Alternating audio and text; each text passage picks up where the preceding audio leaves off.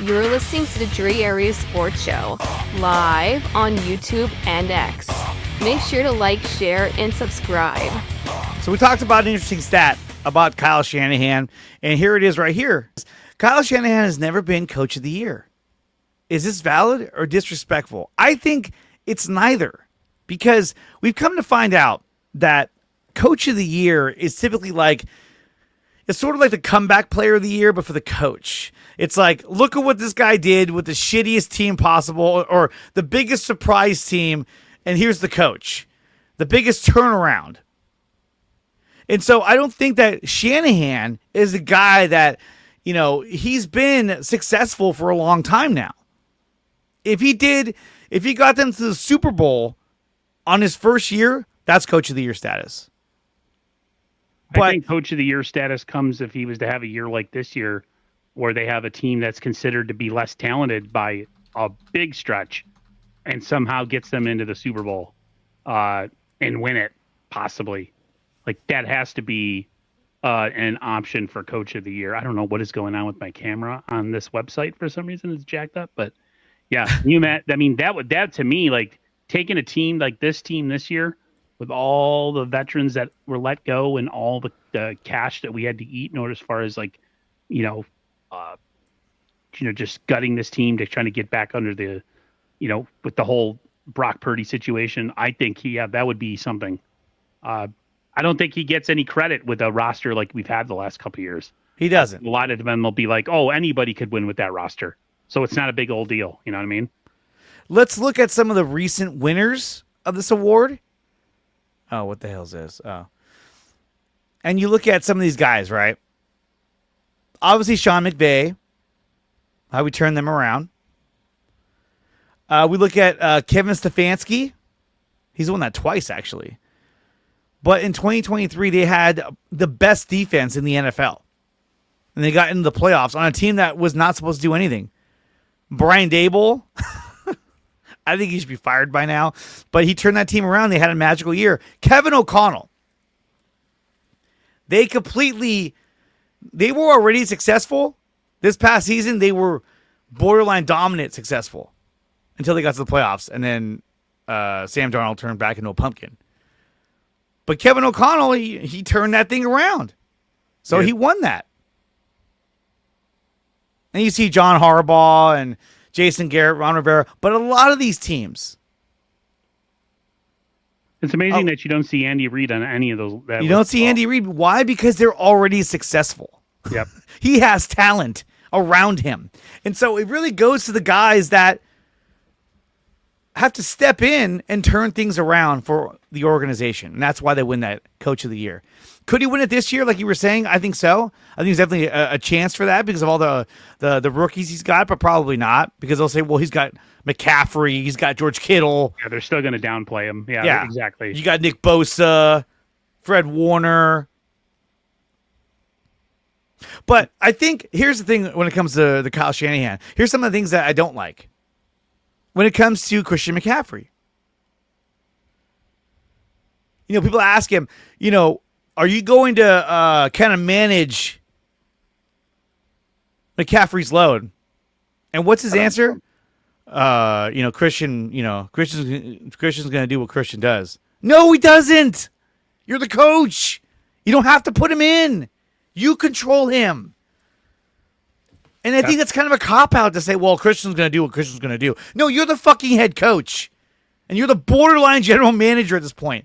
Like, you need to control how much you use Christian McCaffrey.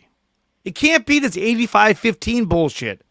They did that. That's the problem he's always had with players, is not knowing when to give a player a blow, so to speak. And excuse me? But Deebo Samuel is a good example of that. He burned him into the ground. He's no longer what he used to be. And then, Bobby Turner kind of comes from the same line of thinking as he does, where you ask Bobby Turner the same question. It's just like, why take somebody out? If they're successful, let's keep them going. And I don't believe in that mindset. I believe you have multiple running backs for a reason. And I believe that cutting away 5 to 8 carries or touches is pretty good for for a guy like Christian McCaffrey. Christian McCaffrey doesn't want to come out of games too, so He doesn't. He's not one of those guys that likes to. Debo used to love to sub himself out all the time because he was so out of shape and fat, and he was always tapping on his helmet a lot of games. You never see that with McCaffrey, which is a detriment because I think McCaffrey just got worn down in 2023. I mean, they used the piss out of him. And they used him a lot on the stretch to the playoffs where we lost in Philly. I feel they overused him that year too. So, yeah, you're right. It is. Kyle's stubborn, and I feel like in order for Kyle to ever get over the top, like Andy Reid, like a lot of these coaches that are close to just haven't won it, there has to be some wholesale changes to how he does things. And one of those things is not overusing players and giving players a breather. And using your depth the way that it's designed instead of saying, well, we are being successful. Why take him out of the game and ruin a good thing? Well, I don't know, because you want him to be around in February, but It's like, dude, you traded up and you got Isaac Guerrero, who showed some incredible athletic ability last year, especially later in the year. You drafted in the 5th round Jordan James out of Oregon. You have to utilize these guys. Please use them, please. But you have a very young running back room. You got Christian McCaffrey.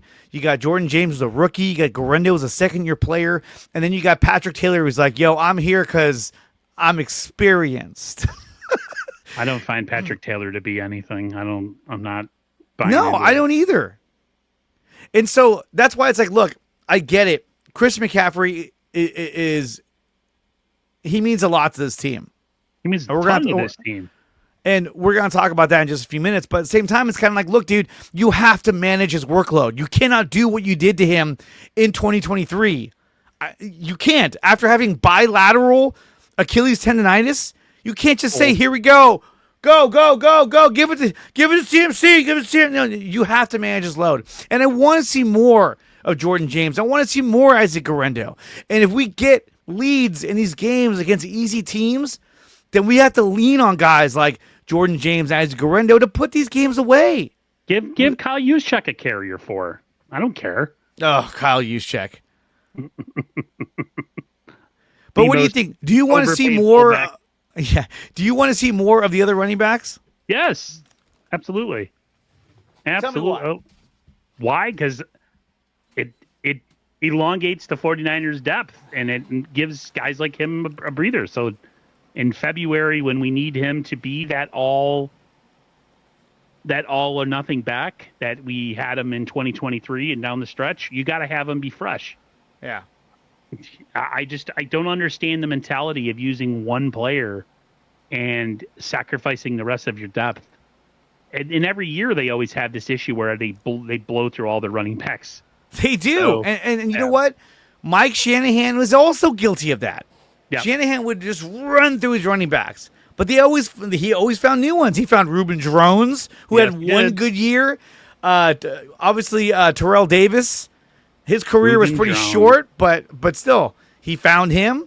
You think about that. Like, Terrell Davis had probably one of the best 5-year runs in the National Football League. Oh, incredible! That a running back has ever gotten.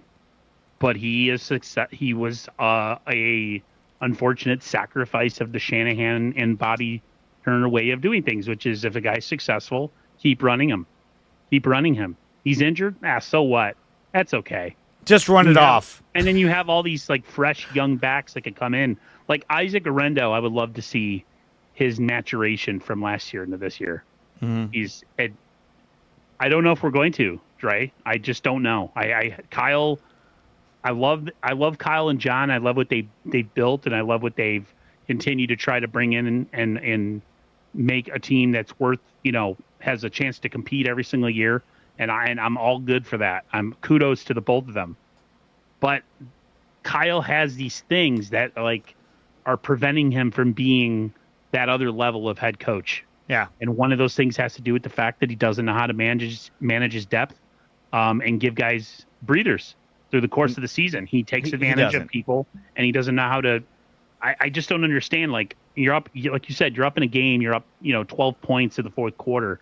Why the hell is Christian McCaffrey still out there? He should be iced up on the bench, ready to go home. If it's like the Super Bowl or the playoffs, I get it. Yes. But in a regular season game going against a weaker opponent, you got to give this guy more rest. You have to gradually build up his usage as the season goes on. When you look at Terrell, I just almost said Terrell Owens. When you look at Terrell Davis, from 95 until 98, he played 14, 16, 15, and 16 games a season.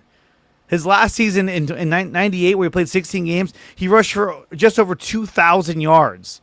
And then in 99, 2000, 2001, he played in 4 games, 5 games, 8 games. Career was over. So he had 4 years where he was absolutely dominating out there. A 2,000-yard season where he had 21 touchdowns. But he ran him into the ground. And so that's one thing I want Kyle Shanahan to keep in mind this season. And I hope he does. Because we tend to see the tendencies of Kyle Shanahan. They always come out in big games. Well, always. And then he gets impatient, too. He'll start forcing the ball. He'll start throwing the ball. And you're like, you can see it happening in front of you. You're like, dude, don't do this. I know what you're doing right now. Don't do this. But he does it anyway. And so it makes me concerned that does this guy have enough self-control? He's a great offensive mind. He does a lot of things really, really good. But he has these tendencies that tend to haunt him every single season. And it worries me. It really does. The Dre Area Sports Show is brought to you by SEATGEEK. Use promo code Dre Area Sports to save $20 on your first purchase at SeatGeek.com. And we are also brought to you by Taryn Roy, the SEO Optimizer. If you're looking to boost your YouTube channel, then check out the SEO Optimizer. Use promo code Dre Area Sports to start your free trial today. Power Brand Systems. If you're looking to build a website for your small business or YouTube channel, then check out Power Brand Systems. Use promo code 300POWER to save up to $300 on your first purchase at Power Brand Systems.